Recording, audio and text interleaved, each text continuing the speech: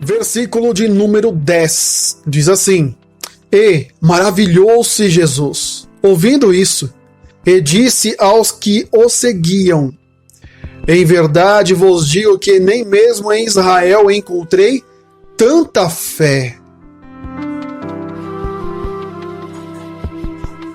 Então o versículo 10 inicia da seguinte forma. Acho que em poucas vezes, não lembro, outras vezes que o livro de Mateus se expressa falando que Jesus se maravilhou, que Jesus se impressionou. Maravilhar significa impressionado. Jesus ficou impressionado com o que o centurião disse.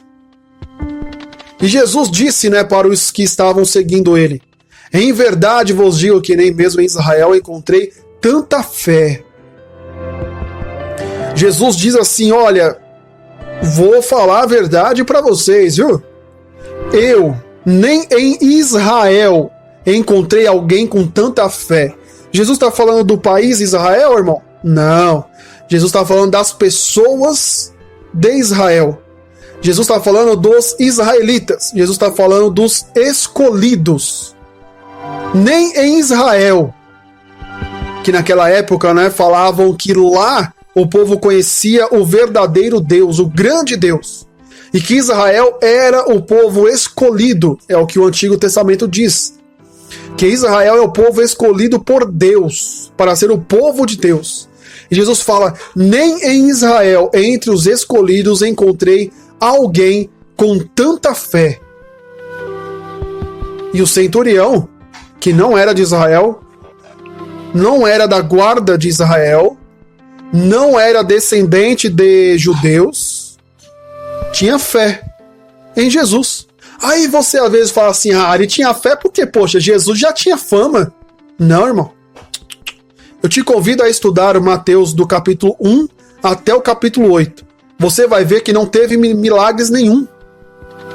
Você vai ver que vai ter Mateus capítulo 1, capítulo 2, capítulo 3, vai ter ali sobre o nascimento de Jesus, até a ida para o Egito, a volta do Egito. Depois vai ter outros capítulos falando sobre João Batista. Depois você vai ver outros capítulos falando sobre o batismo de Jesus, que Jesus foi batizado nas águas por João.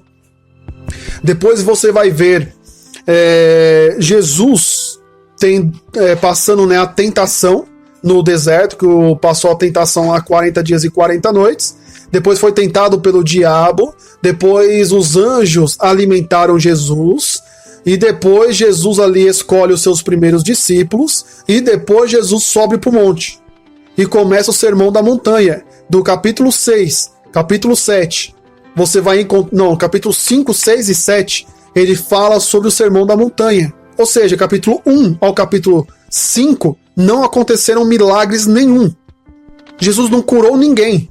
Do capítulo 5 ao capítulo de número 7, ao final do capítulo 7, também não teve cura. Por quê? Era Jesus ensinando o Sermão da Montanha na montanha. Ok?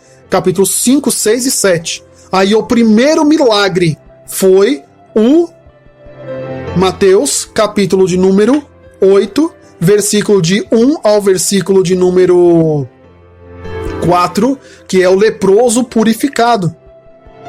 Ou seja, este que nós estamos lendo aqui do centurião de Cafarnaum é o segundo milagre que Jesus fez. Ou seja, Jesus não tinha fama ainda. Talvez Jesus tinha fama de pregador, de ensinador, de mestre, por ter ficado tanto tempo no monte pregando e pessoas ouvindo ele.